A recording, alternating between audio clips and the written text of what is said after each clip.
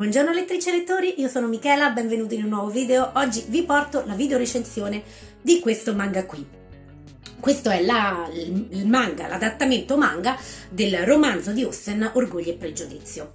Io, da grande amante degli Austen, e insomma Orgoglio e Pregiudizio è uno sicuramente dei miei romanzi storici preferiti, avrò letto almeno, credo, 25 o 30 volte, ho deciso di andarmi a leggere questo fumetto. Questo è edito in Italia da Goen. In realtà questo fumetto è uscito in Giappone nel 2009, quindi insomma è un po' datato.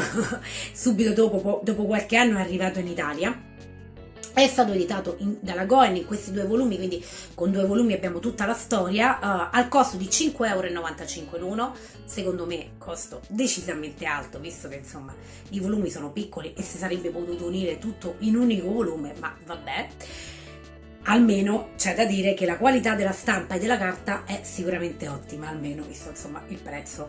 Di questa stessa serie sono stati editati in Italia sempre Goen, anche Emma e Ragione e Sentimento, che comunque io, visto appunto l'amore per la Austen, li ho ordinati in fumetteria, quindi sicuramente quando mi arriveranno li vedrete sul canale. Andiamo a vedere questi. Ho detto sono due volumi, questo è il primo, questo è il retro, e questo è il secondo volume e questo è il retro. Entrambi hanno la sovraccoperta e sotto la copertina in bianco e nero. All'interno sono fatti così. Cerco qualche pagina da non fare spoiler, ma credo che Orgoglio e Pregiudizio ormai non sia più spoiler, mi auguro. Ecco qui, qualche altra pagina. Lo stile di disegno, malgrado sia insomma molto semplice, è comunque delicato, adatto al tipo di narrazione. Veniamo alla storia e capiamo se mi è piaciuto oppure meno questo fumetto. Io premetto che ho un grande amore per Orgoglio e Pregiudizio, per la narrazione di Jane Austen. Qui ovviamente il fumetto si rifà in maniera pedissequa al romanzo, anzi spesso abbiamo anche citazioni proprio del romanzo. Questa cosa l'ho apprezzata molto, perché insomma ci sono battute del romanzo che ormai sono iconiche e quindi ritrovarmele qua mi ha sicuramente fatto piacere.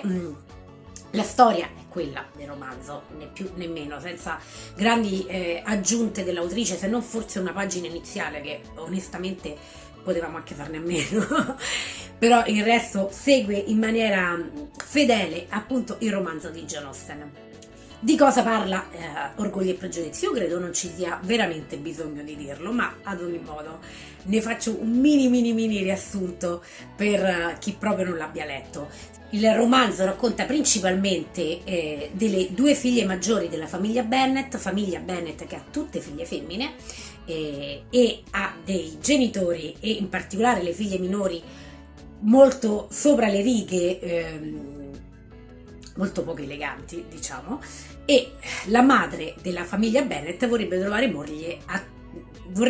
marito a tutte le sue figlie. Famiglia Bennet sicuramente benestante ma non ricca, e nelle vicinanze della casa della famiglia Bennet viene a vivere un uomo ricchissimo, di nobili origini e ricchissimo, che è Mr. Darcy. Insieme a Mr. Darcy arrivano anche un suo amico che è Mr. B. Quindi le due figlie della famiglia Bennet, Elizabeth e Jane, entreranno in contatto con questi due gentiluomini. La storia ruota principalmente intorno a Elizabeth e Mr. Darcy. Mr. Darcy, preso dall'orgoglio, dal suo modo di essere, di sentirsi sopra gli altri, e Elizabeth, colta, malgrado la sua intelligenza, colta dai pregiudizi verso quest'uomo così orgoglioso. Credo veramente che insomma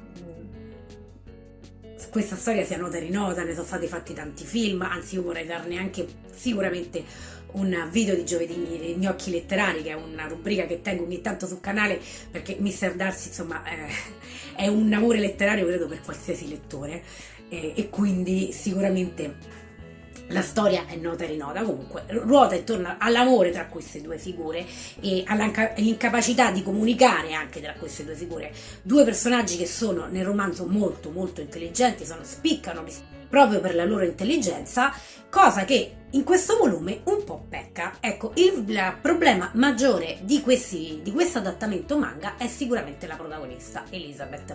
Elizabeth nel romanzo appunto spicca per la sua intelligenza, non è una donna bellissima, ma è una donna molto intelligente, molto perspicace, malgrado questo cade vittima del suo pregiudizio nel giudicare Mr. Darcy.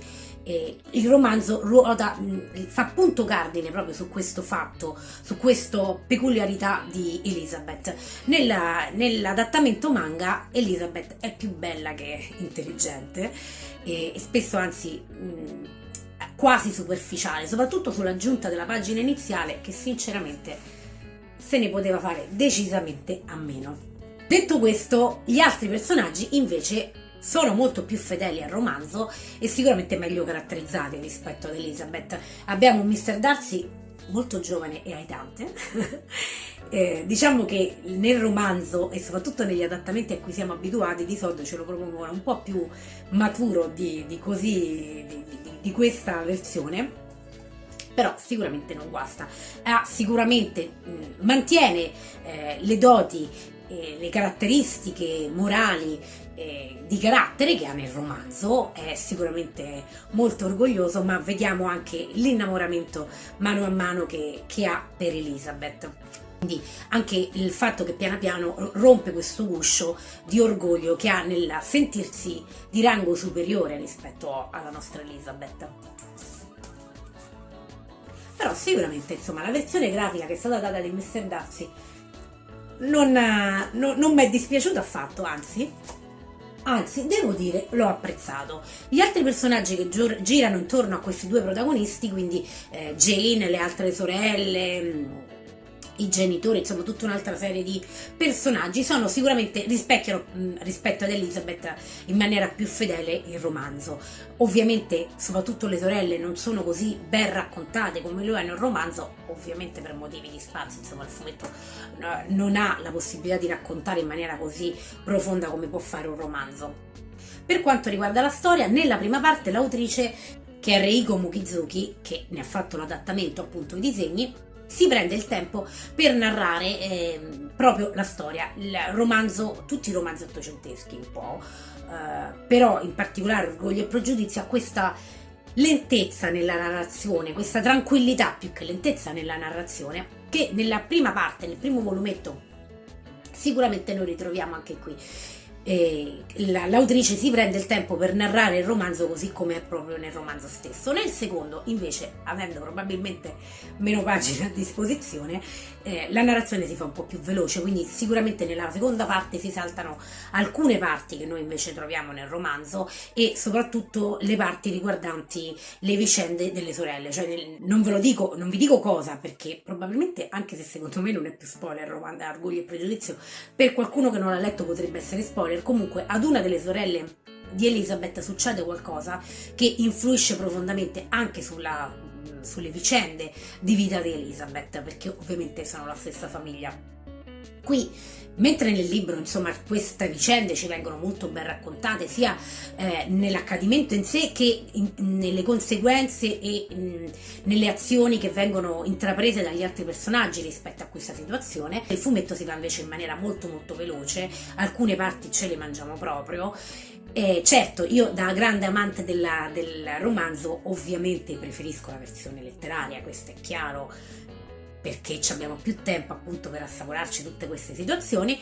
Qui si va in maniera molto più veloce su queste situazioni, però comunque devo dire i fatti ci sono, non manca niente, anche se raccontati in maniera molto veloce ci sono tutti. Nel complesso mi è piaciuto? Sì, sicuramente. Una lettura che vi consiglio? Allora, se siete amanti di Jane Austen e di Orgoglio e Pregiudizio sicuramente sì, è una rilettura che fa sempre piacere. Se non avete letto il romanzo e non avete intenzione di leggervi il romanzo, e però volete conoscere la storia, sicuramente è un'ottima alternativa alla storia, altrimenti probabilmente se insomma avete letto il romanzo non vi è particolarmente piaciuto, assolutamente non è una lettura che fa per voi. Per quanto riguarda questo fumetto è tutto, è una recensione veloce per una volta tanto. Sicuramente vi porterò anche gli altri romanzi, gli altri adattamenti manga dei romanzi di Jane Austen, però magari ecco senza farci un video dedicato ve li porto in qualche wrap up Ad ogni modo, per questo video intanto è tutto. Voi fatemi sapere cosa state leggendo in questo momento, se quello che state leggendo vi piace. Vi ricordo di iscrivervi al canale YouTube. Questo è tutto, quindi io vi auguro buona lettura a voi, buona lettura a me e noi ci vediamo al prossimo video. Ciao!